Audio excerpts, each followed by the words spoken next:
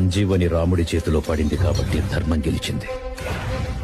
అదే రావణుడి చేతిలో పడుంటే ఏం జరుగుండేది? నీకు కనపడుతుంది ఒకటి ఉన్మాదం మాత్రమే. దాని వెనక ఒక ఉపద్రవం దాగి ఉంది. మానవాసురుల మధ్య సమరభేరి మ్రోగనుంది.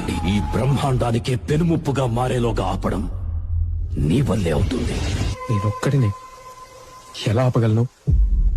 ఒక్కడివేనా? అరికాలు విదిలించి మహాసముద్రాన్ని లంఘించిన వాడు.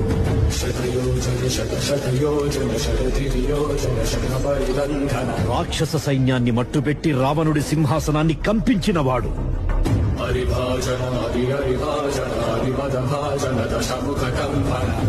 చిన్న నిప్పురవ్వతో లంకా నగరాన్ని అగ్నిలో అలికినవాడు.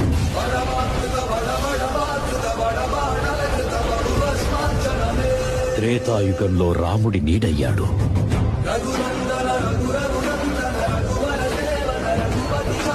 కలియుగంలో ధర్మం కోసం పోరాడే ప్రతి ఒక్కరి వెంట ఉన్నాడు. నీ వెంట ఉన్నాడు. ధర్మ